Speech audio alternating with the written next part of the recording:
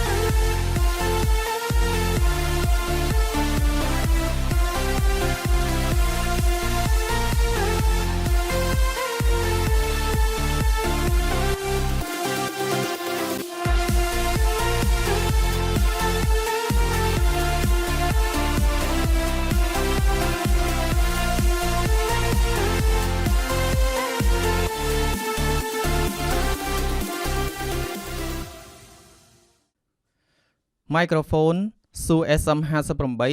ជាប្រភេទ Dynamic Microphone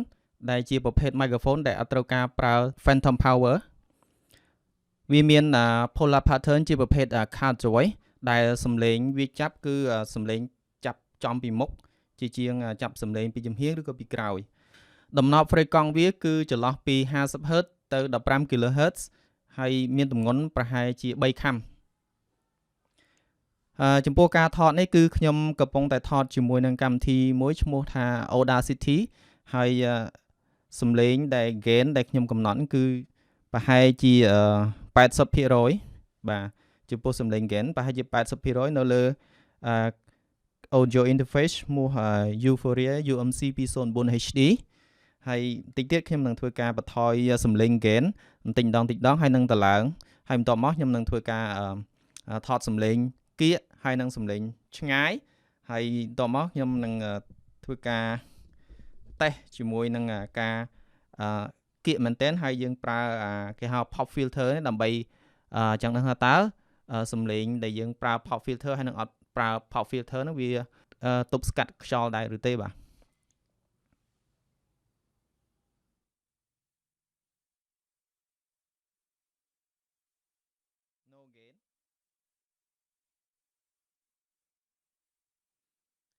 ឥឡូវនេះសំឡេង gain ប្រហែលជា 15%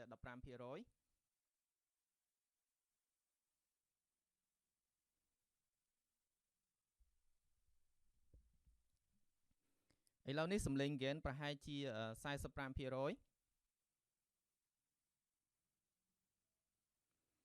ឥឡូវនេះសំឡេង gain ប្រហែលជា 50%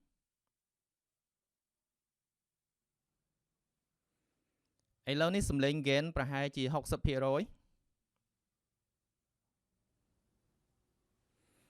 ឥឡូវនេះសំឡេង gain ប្រហែលជា 75%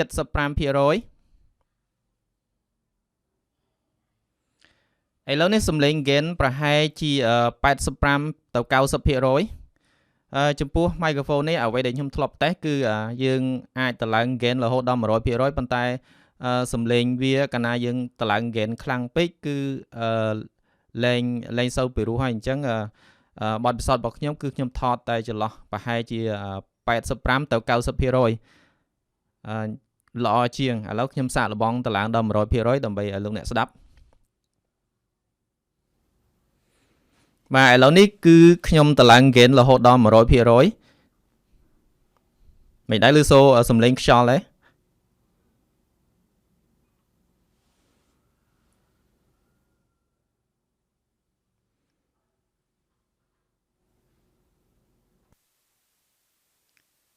ឥឡូវនេះគឺខ្ញុំដាក់ gain 100% ប៉ុន្តែខ្ញុំដាក់ pad on មានថាដាក់ pad ដើម្បីកាត់បន្ថយសំឡេងជាពិសេសនៅពេលដែលយើងថតកន្លែងដែលមានសំឡេងរំខានខ្លាំងឬក៏សំឡេងដែលយើងកំពុងថតនោះវាលឺសូរខ្លាំងយើងប្រើ pad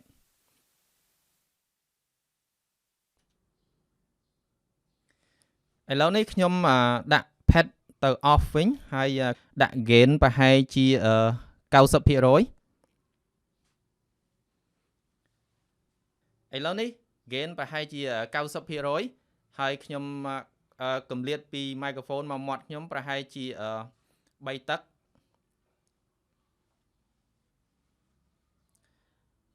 ឥឡូវនេះ gain នៅរក្សាប្រហែលជា 90% ដដែលប៉ុន្តែរវាង microphone ហើយនឹងមាត់ខ្ញុំប្រហែលជា4 តឹកបាទ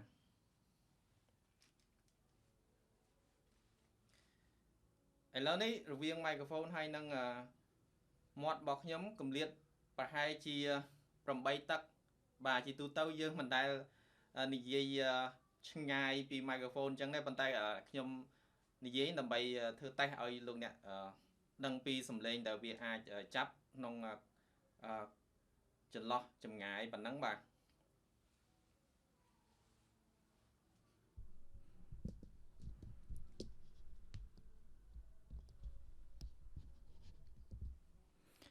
ឥឡូវនេះខ្ញុំដាក់ pop filter ដើម្បីទប់សំឡេងខ្យល់បាទឥឡូវខ្ញុំនិយាយគៀក pop filter មែនតើខ្ញុំរាប់1 2 3 4 5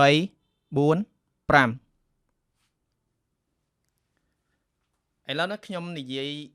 រៀងឆ្ងាយបន្តិចការដែលយើងនិយាយឆ្ងាយពី microphone នេះយើងមិនបាច់ប្រើpop filter នេះក៏បានដែរ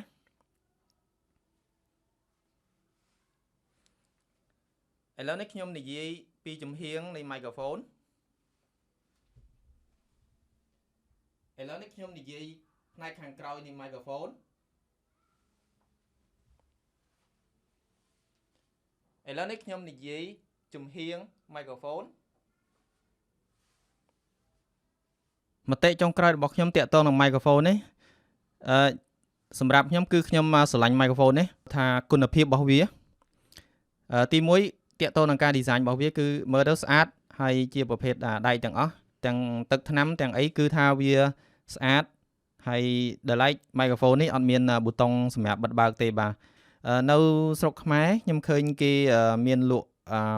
microphone ប្រភេទ Shure SM58 ហ្នឹងក្នុងតម្លៃធូរថ្លៃហើយមានម្ដងហ្នឹងខ្ញុំឃើញគេលក់ជាកញ្ចប់3គ្រាប់បាទ microphone 3គ្រាប់ក្នុងតម្លៃតែ$60នៅស្រុកខ្មែរយើងគឺមានគេហៅបន្លំគុណភាពហ្នឹងច្រើនជាប្រភេទលួចចម្លង Shure SM58 ខ្ញុំទិញនៅសាលាបង្រៀនភ្លេងមួយដែលគាត់មានលក់ភ្លេងដែរហើយតម្លៃខ្ញុំទិញហ្នឹងគឺ$135 microphone Shure SM58 នេះគឺកម្រិតនៃការចាប់សំឡេងរបស់វាអត់សូវខ្លាំងទេប៉ុន្តែចំណុចពិសេសរបស់វាគឺថាសំឡេងដែលវាចាប់គឺរាងស្មើវាអត់សូវឡើងខ្ពស់ពេកហើយក៏អត់សូវចុះទាបពេកសំឡេងវារាងស្មើល្អ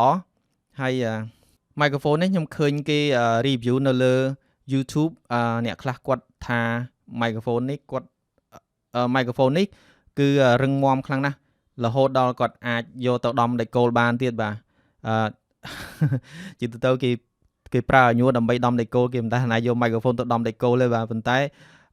ខ្ញុំដោះវាមើលទៅខ្ញុំឃើញថាការដែលវា design មកគឺរឹងមាំល្អមែនបាទហើយចុងក្រោយបាទសូមអរគុណអ្នកនរគ្នាចំពោះការតាមដានវីដេអូនេះរហូតដល់ចប់សូមកុំភ្លេច subscribe ជាមួយនឹង channel Electrotech ខាងក្រោមផងដើម្បីបានវីដេអូថ្មីៗបន្តទៀតបាទសូមអរគុណសូមជម្រាបលា